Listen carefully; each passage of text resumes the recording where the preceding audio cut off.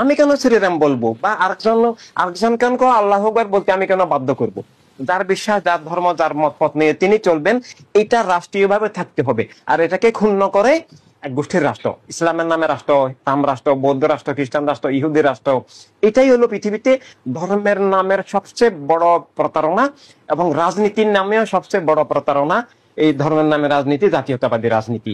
তো এই জন্য আমরা এগুলোকে রাজনীতি মনে করি না, মনে করি এগুলা দস্যুনীতি, খুনের নীতি, জুলুমের নীতি, মিথ্যার নীতি, পাশবতার নীতি, স্বৈরতার নীতি।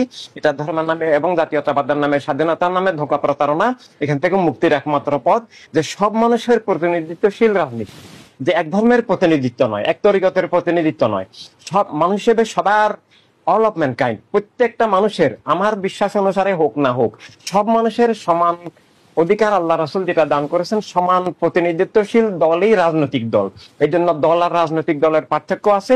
দল করা যায় ইসলামের নামে, তরিকতের নামে, বা সাংবাদিক পেশা, শিক্ষকতার পেশা ভিত্তিক, বিশ্বাস ভিত্তিক, আদর্শ ভিত্তিক, মতবাদ ভিত্তিক, যার যার বিশ্বাস নিয়ে। এমনকি নাস্তিকরাও নাস্তিক সমিতি করতে পারে, সেটা তার মানবাধিকার। কিন্তু সেটা কেন রাজনৈতিক দল বলে রাষ্ট্রের উপরে চাপিয়ে দিতে পারেন না? তা আমি আমার ইসলামকে তুলে ধরার জন্য ইসলামের নামে দল করব, তরিকতার নামে দল করব, এইভাবে আমি অবশ্যই সেটা আমি ঐক্যবদ্ধ হবো, সংগঠিত হব, প্রচার করব, সবার কাছে পৌঁছাবো, কিন্তু সেটাকে রাষ্ট্রের উপরে চাপিয়ে দিতে পারি না। আমাকে বুঝতে হবে রাষ্ট্র ইসমাইলি সম্পত্তি, কোন একক ধর্মের মানে মানে এটা নিজস্ব গোষ্ঠীগত সম্পত্তি না। এভাবে রাষ্ট্র সার্বজনীন মানবিক হবে, যেমন সূর্য সবার, এক ধর্মের নয়, চাঁদ সবার, আলো বাতাস সবার, অক্সিজেন সবার, আল্লাহ রাসূল যেভাবে দিয়েছেন ন্যাচারালি, অক্সিজেন যেমন সবার, রাস্তা সবার, দুনিয়া সবার, এবং সবার জীবনের মালিক আল্লাহ। অর্থাৎ আমি কারো উপর, আপনার উপর আমার ধর্ম চাপিয়ে দিতে পারি না, আপনিও আপনার ধর্ম আমার উপর চাপিয়ে দিতে পারেন না। আপনি মাজার জিয়ারত পছন্দ না হলে করবেন না, কিন্তু আমার মাজার আপনি ভাঙতে পারবেন না। এভাবে আমার, উনার মন্দির আমি পছন্দ করি না, কিন্তু আমার ভাঙার অধিকার নাই। এভাবে প্রত্যেক মানুষের সমান নিরাপত্তা, সমান অধিকার, সমান স্বাধীনতা। যে যে রাষ্ট্রের মালিক আল্লাহ রাসূলের পক্ষ থেকে সবাই, যার মালিক, যার জীবনের মালিকও সেই।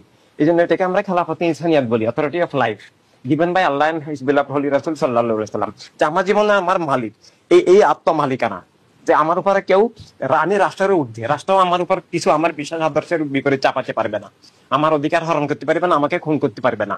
তো জীবনের মালিক আল্লাহ রাসূল, আল্লাহ রাসূলের পক্ষ থেকে যার জীবনের মালিক সে, এবং সম্মিলিতভাবে সব মানুষ, সারা দুনিয়ার মালিক, সব মানুষ naturally by born given by Allah and his beloved রাসূল সাল্লাল্লাহু আলাইহি ওয়াসাল্লাম। সব মানুষ বিশ্ব নাগরিক। পৃথিবীর প্রতিটি বর্ডার মিথ্যা জুলুমের কারাগার, প্রতিটি রাষ্ট্রই এখন মিথ্যা জুলুমের একটা একটা কারাগার, কসাইখানা, হাতিয়ার।